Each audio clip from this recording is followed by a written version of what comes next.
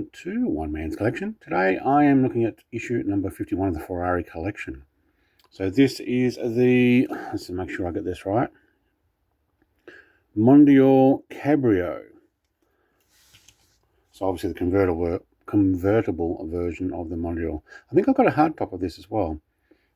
1143 scale die-cast car. We'll have a lot more of a look at that closer later.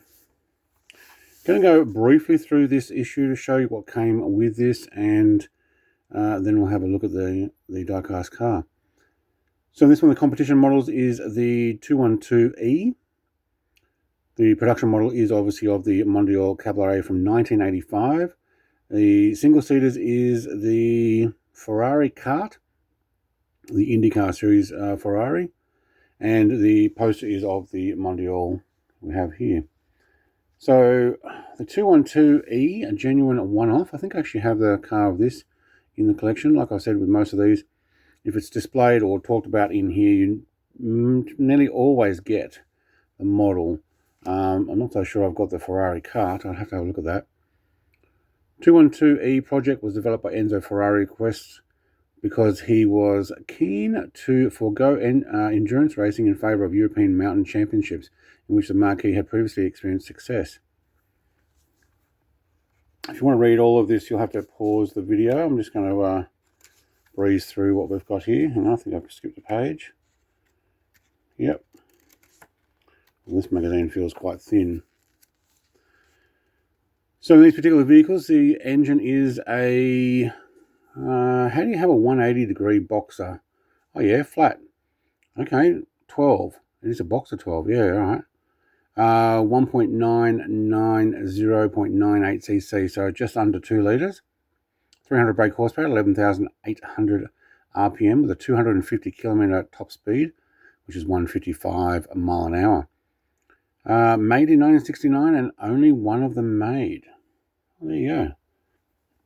Its fast acceleration and particularly robust engine meant the 212E drove best on winding circuits and those with fast stretches that were punctuated by the need for sudden braking.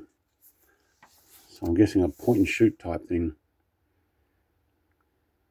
Yeah. Actually, I don't know if I got one of these. I'm going to have to check after I finish this. But very nice. Ferrari's triumphant season in 1969.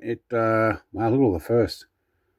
Monsteni, Rossfield, Mount Vento, is it? Trento, Bendone, Kisana, and there's a whole bunch of ones I can't actually. Freiburg and Olan Villas, all first. That's a very successful. Surprised they didn't do it again the following year. Maybe it was just with a different model. Well done. Have to look for some videos on that. Although we are talking 1969. Moving on, the Mondial Cabriolet 1985. The Cabriolet version of the Mondial was Ferrari's first 8-cylinder convertible with a restyled, more powerful 3.2 version released in 1985. Anglo modern Ferrari Mondial Cabriolet underwent complete restyling in 1985. This work was entrusted by Pininfarina to Leonardo Fioravanti. I'm terrible with these Italian names. Who followed the same aesthetic approach as that adopted by the 328 GTB and GTS. The bumper panels and larger headlights considerably altered the appearance of the convertible.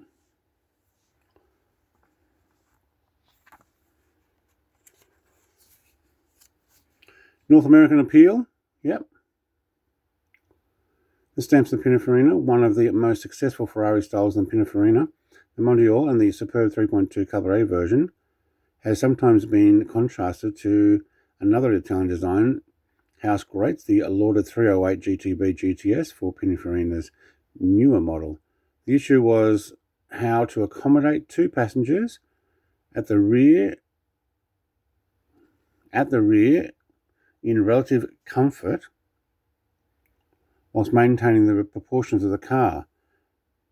At heart lay the need to lengthen the car, which saw it extended to 2.65 meters. Ultimately, Pininfarina created a very graceful design. Yeah, okay.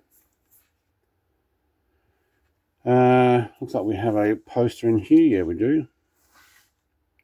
Silver version. The reason I said that is because you can see that that's the, when you take it out, there's the article there, continues on here.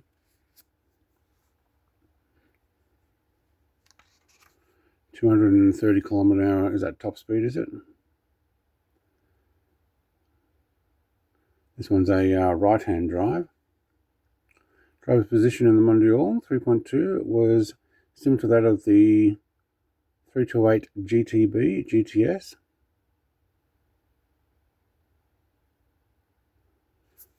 Retractable headlights, yeah. Similar to the Testarossa of around about the same time. Engine, 90-degree V8, 3.184, so about a 3.2 when you round it up. 270 horsepower, brake horsepower at 7,000. 260 in the US market. It must have had some sort of emissions restriction. 1,400 kilograms, 250 kilometers top speed there, 155 mile an hour. Made between 85 and 89. Unknown how many produced. Obviously, at the time of this being printed, maybe they didn't let them know. Moving on, single seaters for IndyCar. Designed to compete in the North American IndyCar, the Ferrari kart was unveiled in 1987. Never actually raced. Well, there you go. Most of the kart cars, I think, were white with a blue stripe, weren't they? Yeah. Not going to stick on that one too much. You can actually hit pause when I have that on full layout there. Arrow-shaped nose and bulbous sides. Engine was a 90-degree V8, rear mounted, obviously. Capacity just under 2.7, probably just over 2.6. 690 brake horsepower, 12,000 RPM, 703 kilograms. Only one produced.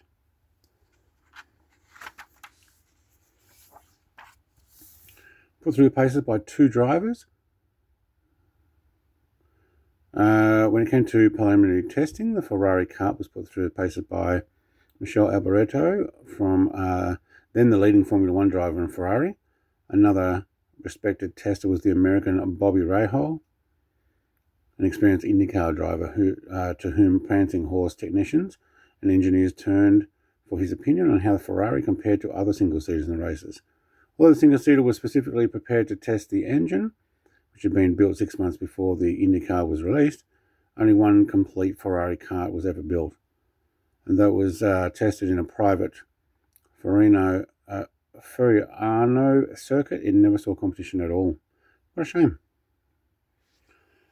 Coming up, we've got another 250. This one's the GTE 2+2. Very nice vehicles, these 250s back in the 50s. And you poster catching villains. So they use them as a police car. Wow. Nice. And competition model is the 750 Monza. And single seater is the F310B Schumacher's second F1 Ferrari. I'll have a look at that next week. Let's go and have a look at the car in more detail. This is kind of the reason I buy these.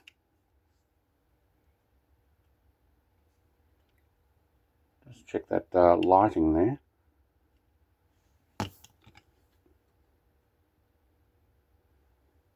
Alright, that should be better. Yep. The Pininfarina badge down there. Don't know if it actually says that. I can't read it from here.